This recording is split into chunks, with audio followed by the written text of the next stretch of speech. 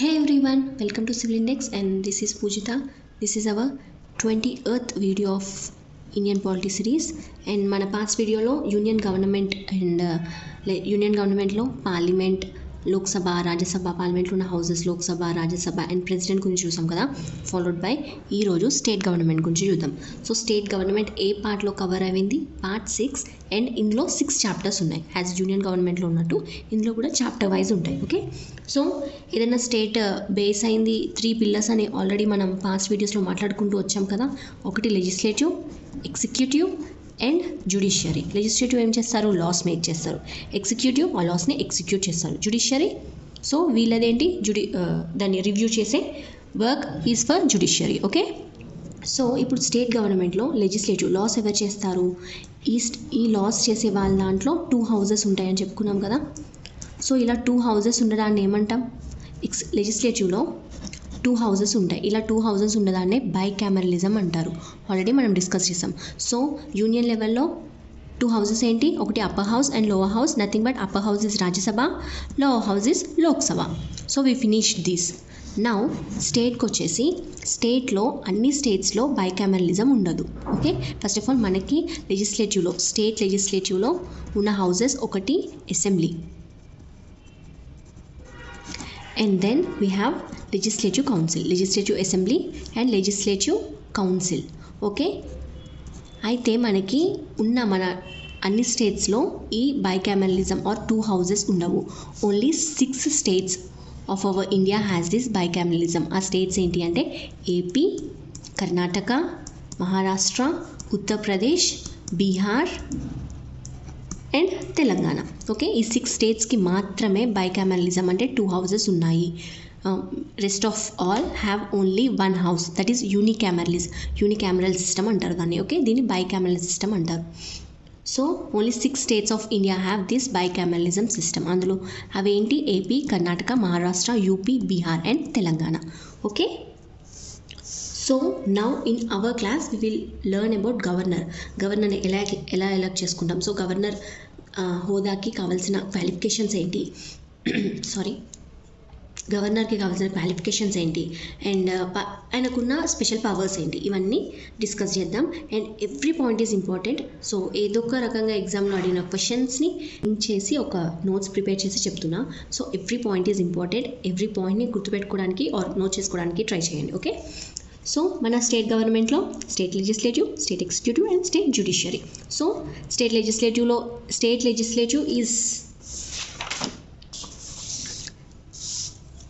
లెజిస్లేటివ్లో ఎవరెవరు ఉంటారు?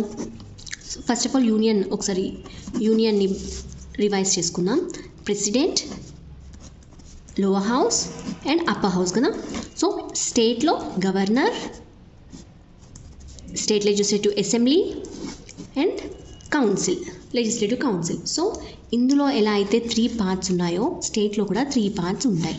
ఒకరు governor is a integral part. Governor కూడా అసెంబ్లీ అన్న కౌన్సిల్లో ఉన్న మెంబర్ కాదు. Governor is not the member of either assembly or council, but he is the part of the state legislative assembly. ఎందుకు అంటే మనం స్టేట్లో పాస్ చేసుకున్న బిల్ 2 హౌసెస్ నుంచి పాస్ అయిన తర్వాత గవర్నర్ సైన్ కావాలి.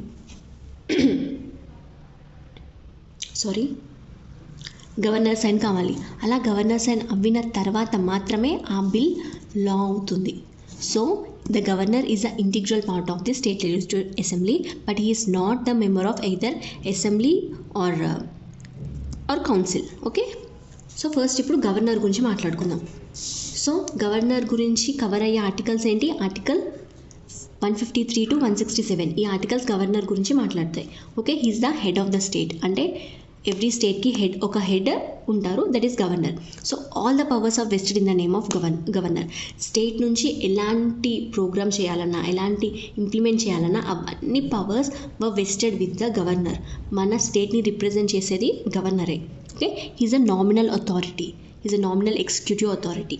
ఓకే, అండ్ గవర్నర్స్ రెసిడెన్స్ వచ్చేసి రాజ్ భవన్. సో రెసిడెంట్ కూడా మనం ఆల్రెడీ డిస్కస్ చేసాం. ప్రెసిడెంట్ రెసిడెన్స్ ఏంటో కింద కామెంట్ చేయండి. And this governor's residence is Raj Bhavan. Okay, so article 153 ప్రకారం ఎవ్రీ స్టేట్కి ఒక గవర్నర్ ఉండాలి అని చెప్తుంది. Article 153 says that every state should have a governor. అయితే మనం 1956లో ఒక అమెండ్మెంట్ చేసుకున్నాం. ఏంటి? 7th constitution amendment. దాని ద్వారా ఏంటి అంటే ఒక్క గవర్నర్ 2 or more స్టేట్స్కి కూడా ఒకేసారి రిప్రజెంట్ చేయొచ్చు అని పెట్టుకున్నాం. ఓకే, మనకి నార్మల్గా 153 ఎవ్రీ స్టేట్కి ఒక గవర్నర్ ఉండాలి అని అన్నారు.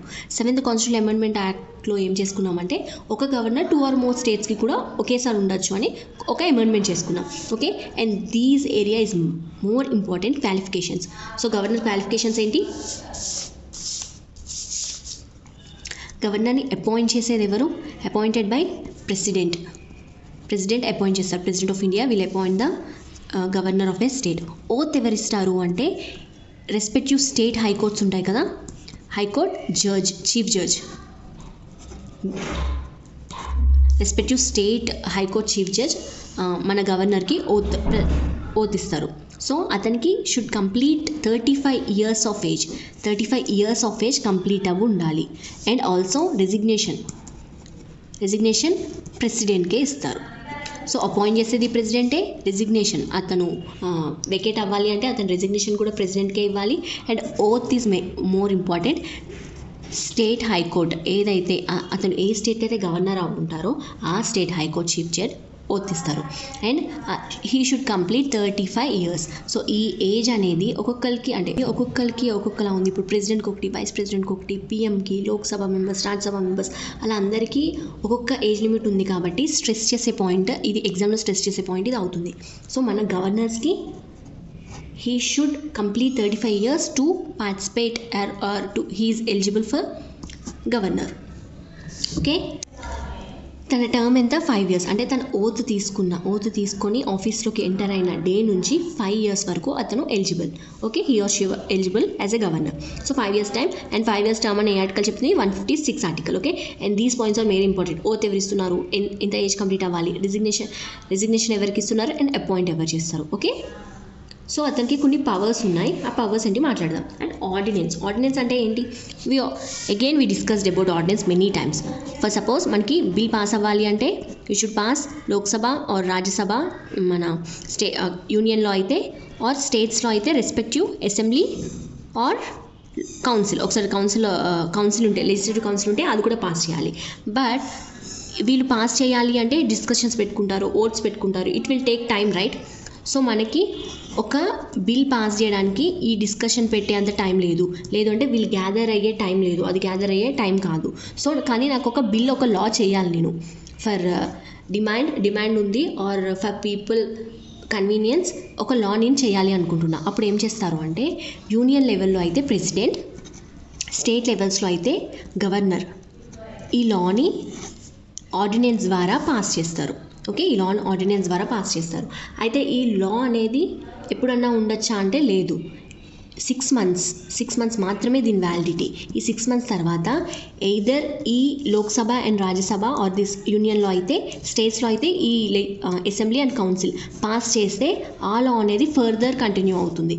లేదు అంటే 6 months తర్వాత ఎండ్ అయిపోతుంది. ఓకే, ఈ ప్రాసెస్ని ఇలా వీళ్ళు లేనప్పుడు governors or respective governors or president లాని పాస్ చేసే పవర్ని ఆర్డినెన్స్ అంటాను. సో ఏ ఆర్టికల్ ప్రకారం గవర్నర్కి ఆర్డినెన్స్ ఉంది అంటే 213. Okay, so he will address the first meeting of state legislature after every election. ఇప్పుడు అసెంబ్లీ రద్దు అయిపోతుంది కదా, ఫ్రెష్ ఎలక్షన్స్ వస్తాయి కదా. ఎలక్షన్ తర్వాత ఫస్ట్ లెజిస్లేటివ్ మీటింగ్కి హెడ్ అడ్రస్ చేసేది governor. Okay, budget session starts with governor స్పీచ్తోనే బడ్జెట్ సెషన్ స్టార్ట్ అవుతుంది. అండ్ ఆ స్పీచ్ ఎవరు ప్రిపేర్ చేస్తారో అని అడుగుతారు. ఎవరు ప్రిపేర్ చేస్తారు? క్యాబినెట్ మెంబర్స్ ఆ స్పీచ్ని ప్రిపేర్ చేస్తారు. Okay, so budget session starts with governor speech. Budget bill needs prayer permission of governor. Budget bill ప్రవేశపెట్టాలి అంటే ఫస్ట్ గవర్నర్ ప్రేయర్ పర్మిషన్ కావాలి. అండ్ అంతేకాకుండా స్టేట్ కంటింజెన్సీ ఫండ్ అని ఉంటుంది. అది కంప్లీట్ కంట్రోల్ గవర్నర్ చేతుల్లో ఉంటుంది, కంప్లీట్గా గవర్నర్ కంట్రోల్లో ఉంటుంది. సో మనకి funds consolidated fund, contingency fund అని ఉంటుంది. కంటింజెన్సీ ఏంటి అంటే ఎమర్జెన్సీ ఫండ్. ఇప్పుడు ఏదైనా ఎమర్జెన్సీగా కావాలి అనుకుంటే ఇందులోంచి తీస్తారు. సో దీని కంప్లీట్ కంట్రోల్ అనేది రెస్పెక్టివ్ గవర్నర్స్ చేతుల్లో ఉంటుంది. ఓకే, అంతేకాకుండా స్టేట్ లోకయుక్తాని ఎవరు అపాయింట్ చేస్తారు అని చాలాసార్లు అడిగారు.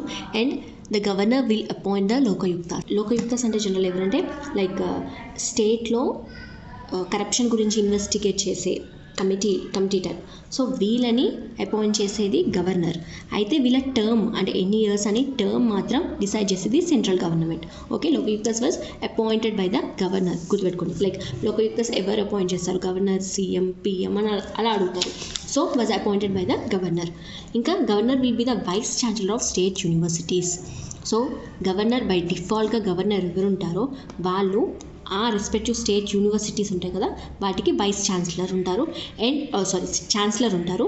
And vice chancellor was appointed by governor. Okay, the governor of the state డిఫాల్ట్గా స్టేట్ యూనివర్సిటీస్కి ఛాన్సలర్ అయిపోతారు.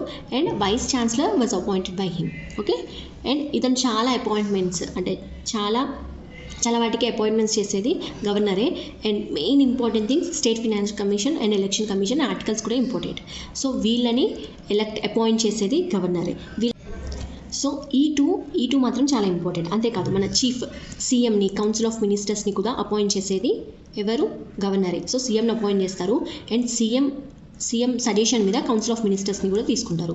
అండ్ అంతేకాకుండా స్టేట్ ఫినాన్స్ కమిషన్ని, స్టేట్ ఎలక్షన్ కమిషన్ని, ఇంకా స్టేట్ పబ్లిక్ సర్వీస్ ఉంటాయి కదా, స్టేట్ పబ్లిక్ సర్వీస్ కమిషన్, అందులో ఉన్న మెంబర్స్ని అందరినీ అపాయింట్ చేసేది గవర్నరే.